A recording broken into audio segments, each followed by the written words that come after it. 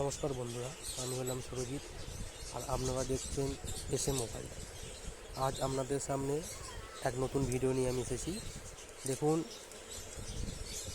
পাখির soft food কী দেওয়া যায়, কম খরচে সবথেকে ভালো সফট ফুড কী দেওয়া যায় যাতে পাখির শরীর সুস্থ থাকে এবং সবল থাকে।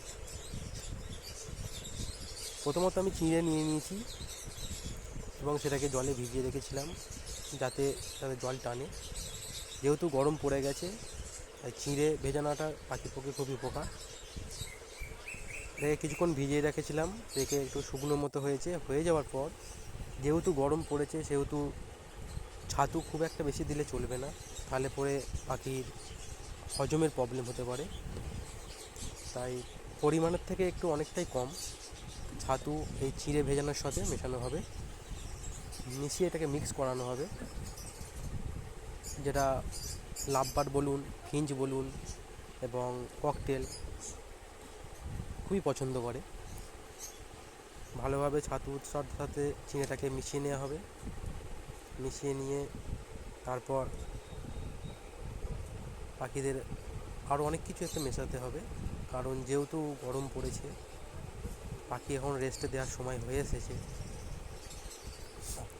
কিছু কিছু হাঁড়িও খুলে নেওয়া হয়েছে এবং যেগুলোতে ডিম রয়েছে দু একটাতে, সেগুলো এখনও খোলা হয়নি।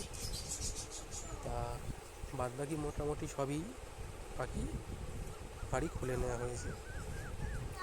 আসুন দেখাই কীভাবে আমি সব ফুড আমার পাখিকে দিয়ে থাকি কম খরচে।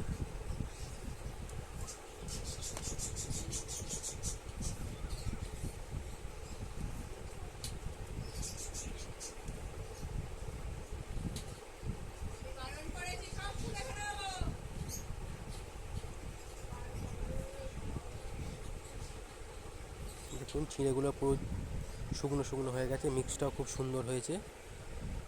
চিঁড়েগুলো পুরো এক একটা করে রয়েছে এবং ছাতু ওর সাথে লেগেই রয়েছে। এবার যেটা করব, আমরা গাজরটাকে একটু আমরা কুড়ে নেব, কুড়ে নিয়ে ওই চিঁড়ের মিক্সের সাথে মেশাবো। কারণ অনেকে কেটে নিয়ে দেয়, কিন্তু কেটে নেওয়ার থেকে এটাতে সময়টা খুবই কম লাগে, সেই কারণে আমি এটাকে কুড়িয়ে নিয়েছি। কুড়ে নিয়ে আমি মিক্সটার সাথে মেশাচ্ছি। দেখুন,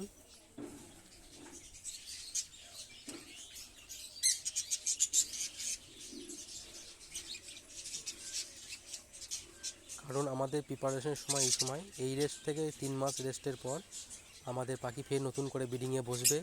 কারণ এখন আমরা যেরকম যত্নে তাদের রাখবো, আমরা সেরকম ফল পরে পাবো।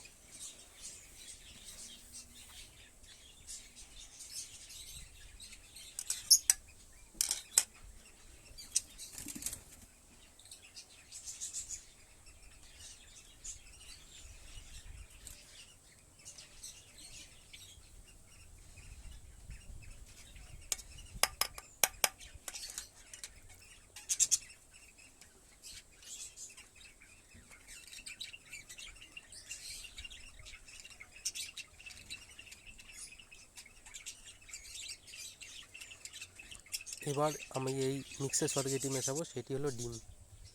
ডিমের পরিমাণ এখানে আমি 1 পিসই দিচ্ছি, কারণ গরমটা খুবই রয়েছে।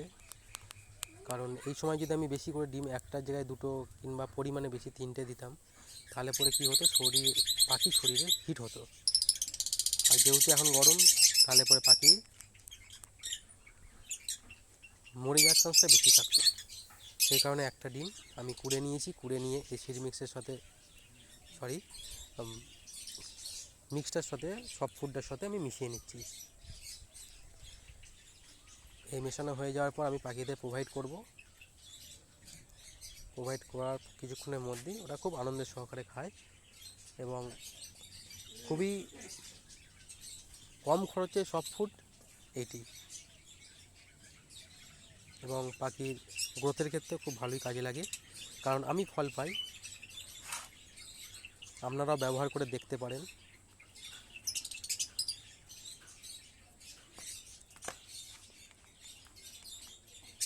তাছাড়া এই গরমের সিজনে তো কলমি শাক মাস্ট লাগবেই।